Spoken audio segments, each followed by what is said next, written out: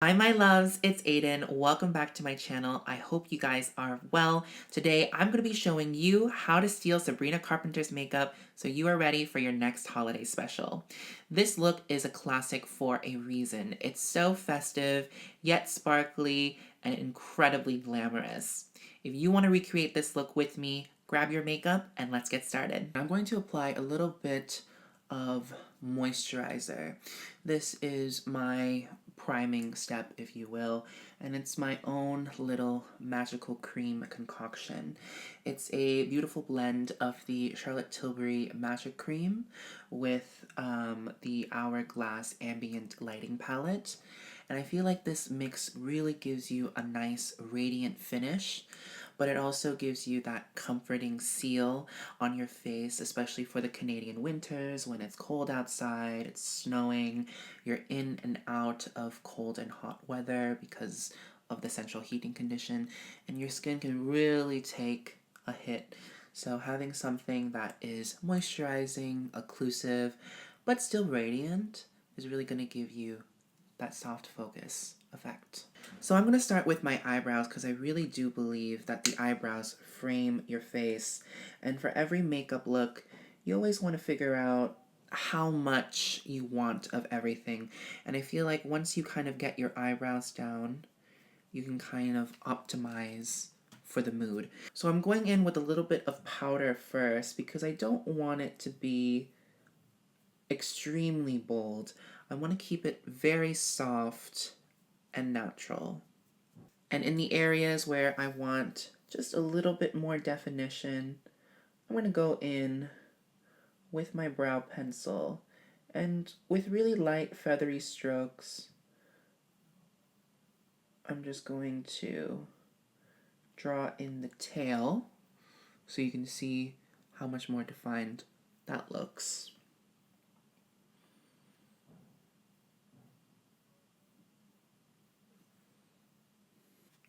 Because this look has more sparkles to it, I'm going to start off with the eyes.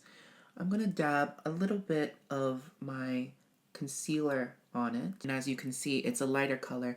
And I'm just going to lightly blend that onto my lid because I feel like it just kind of gives me a nice canvas for my shadows to lie on. And it doesn't have to interact so much with my natural lid color. Taking a sponge, I'm going to go in with a little bit of setting powder. And I'm just going to set the area. And you can instantly see how nice and brightening that is on your eyelid. If you don't have a white or light setting powder, you can also use a white or cream eyeshadow. So I'm going to start off with a nice white shadow.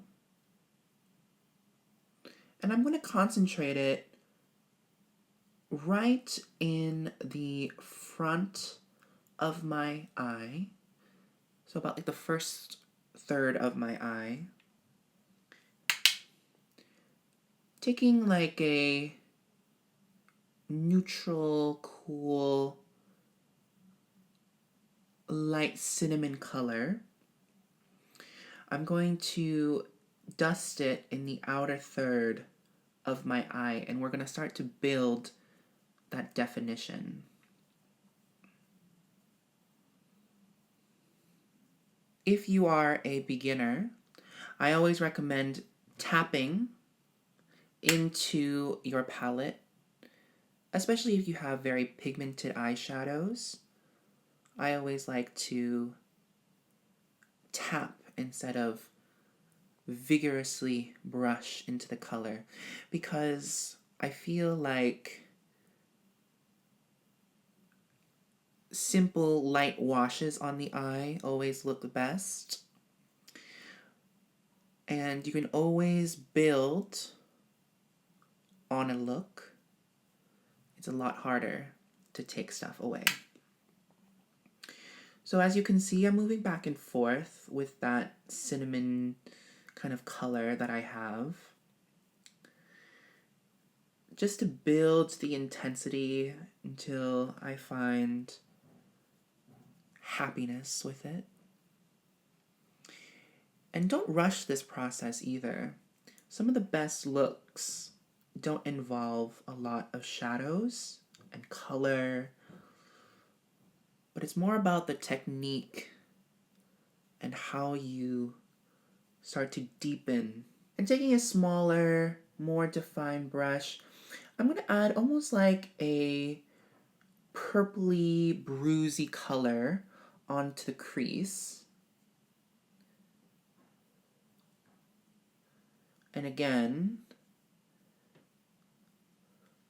don't rush it. You can kind of see.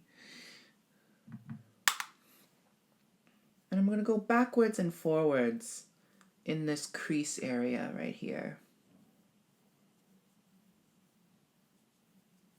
And if you feel like it's pulling a little warm on you, feel free to go back to the previous shade and neutralize the warmth. You just want it to kind of have a soft transition, but you're still keeping it in the cool family. Go back to your fluffy brush with nothing on it and start to diffuse those colors together. I always like to vigorously go back and forth on the brow bone area because I don't like the look of a very defined shadow up there. So you can kind of see from this eye to this eye. This eye is a little bit more defined. I want to kind of diffuse that color and really blend it. Now I'm going to start to really define the inner corner of my eyes. And I'm taking almost like a whitish gold pearl color. And I'm just going to sweep it along the inner corner of my eye. And you can see already how brightening that looks, right? I feel like I am losing a little bit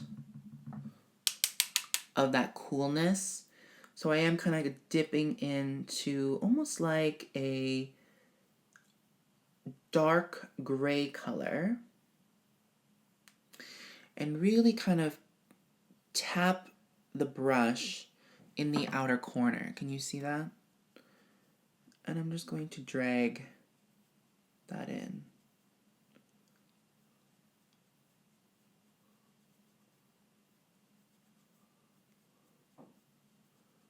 From time to time, I always like to switch back into my large brush and really sweep in that color. And going in with this pop shade from the Charlotte Tilbury Quad, I'm just going to add that shimmer to the eye. Do not be afraid of shimmer. It is the holidays after all. And I want it to feel like there is an ornament on our eyes. I am going to give my lashes a little bit of a curl. And I'm going to add a light layer of mascara, just to be careful not to create a mess on our beautiful shadow here. I say as I created a little mess on my eyelid. And I love a starburst kind of eyelash. I don't like it when my lashes kind of tilt to the side of my eye. So I always like to brush the eyelashes almost going towards my nose. And that's what's going to help sit the lashes upright instead of kind of crooked to the side. Nothing annoys me more of when I see a girl do a beautiful eye look and there's no lashes, it's just her beautiful natural lashes, and they're crooked to the side. I don't know, I think it's just one of those things that I notice and is a little bit of a makeup pet peeve of mine. I recently picked up the Maybelline Firework Mascara. I believe this is what it's called. If not, there will be a name down below. But I really love this mascara because it's a slightly wetter formula.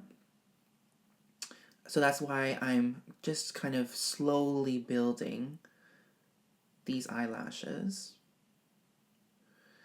But it's very liquidy. And I find that with the brush, it just coats every single hair and lengthens them beautifully. You can kind of see. Look how much length and lift I have. And with that last kind of dark shade that we put on our eyelid, I'm just going to run whatever's left over on the brush on my lower lash line. You can see that there's a little bit of smokiness, but I don't want to add too much definition because this look is all about that classic glam. We're not trying to look snatched. I do want to thicken up the eyelashes just a little bit more. So I am going to hit it with a little bit of the Lash Sensational. I find that the other formula is really good for lengthening, but this one is just really good at thickening up those lashes and kind of giving it that dramatic effect. Do you see that? Look at that side compared to that side. You may have noticed that I didn't do any eyeliner on the lash line or before I did my mascara because I find that I really want to emphasize this large doe eye effect of my eyes. So instead of doing like a nice thick layer along the lash line, I'm just going to go and do a really thin one at the base of the lashes. This is not tight lining, I'm not going underneath, but just looking down into a mirror, I'm just going to kiss the lash line with my eyeliner, as you can see. Don't freak out if you make little mistakes. Let them dry, and then with your finger you can smudge it out a little bit. But you can see that there is still definition. There just isn't a harsh line across the lash line. So an eyeliner that has a little bit more of that gel consistency is just going to really help you in this case. Sorry.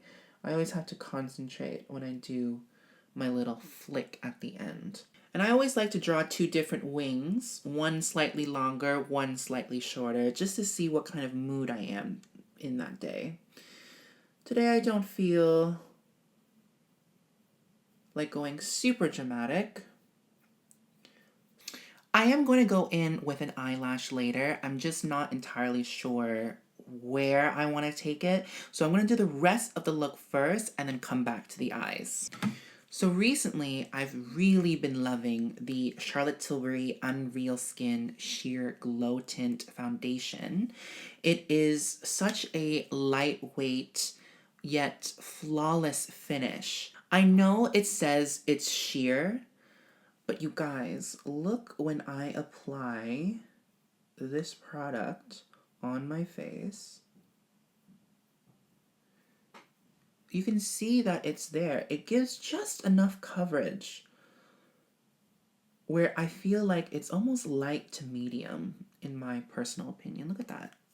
My skin is in pretty good condition right now, so a sheer formula is good enough for me. But if you would like a heavy coverage or something with a little bit more impact, you can do so as well. I'm going to start doing the blush placement, and I want a little bit more of a radiant blush. So I'm going to go in with this Camo Liquid Blush by e.l.f., and I'm going to mix it in with my Charlotte Tilbury Hollywood Flawless Filter. It looks like this. The blush is very pigmented, so I'm just going to go in with like 1:2 ratio, 1 being the blush and 2 being the Hollywood Flawless Filter. As you can see, it gives it this really nice, almost like candy pink shade. And I'm just going to dot that on my cheeks. And just to diffuse the makeup so it's nice and flawless, I'm going to go in and kind of lightly kiss the edges of the blush. I'm not going everywhere on the blush because I don't want to diffuse the color, but I do want to make sure that we have no harsh lines. Although the makeup is very glowy and fresh and radiant, the center of the face is still very matte. So I also have combination skin, so the center of my face can get quite shiny. So I am going to lightly powder those areas. I'm not going in with anything super heavy because I don't want to add extra coverage to the look, but just trying to set everything in place. If you find that your skin is very oily, you can go in with a powder puff like this. I don't have a mirror. And dab in that color. The sponge is going to absorb almost like the emollient ingredients in the makeup and deposit your powder. So it kind of gives it a less radiant finish. And sometimes I get very oily at the end of the night here. So I'm just going to add a little bit of extra powder. So taking my highlighter, I'm just going to brush it along the inner corner on my lower lash line, my inner corner tear duct area, and whatever's left over, I'm just going to put it in my inner third of my upper lash lid too. So it kind of brightens and really opens up the eye.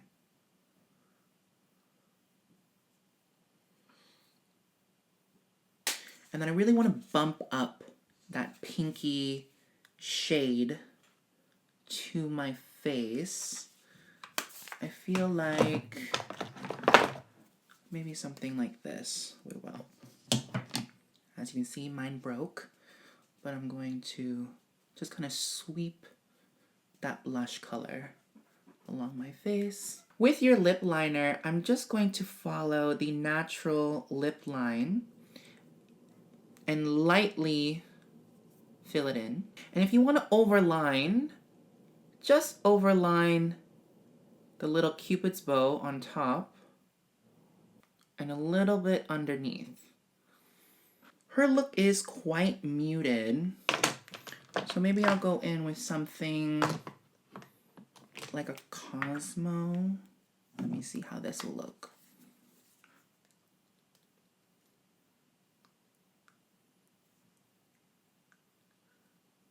So my camera just died, and as it was coming back to life, I decided to go ahead and add those lashes at the end. As you can see, they're not a full strip lash. They're one of those quarter lashes that I cut. I wanted to keep the look very natural yet glam, and I still wanted the sparkles to come through because they are honestly the star of this look. So I didn't want a full strip lash to really overpower this eye look. I also went ahead and added these little starburst earrings. I thought they were very festive. I think I'm going to wear them for my own holiday special this year. Looking at the monitor right now, I'm not super happy with the darkness of my lip. So I am going to go in with a little bit more of a darker shade to kind of tone down the lips a little bit more. This is also the moment where I'm going to kind of evaluate the state of my makeup. I think I need a little bit more bronzer here.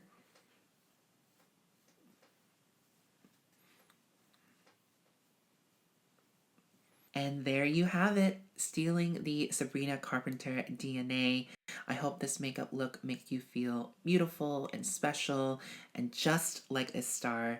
Thank you so much for watching.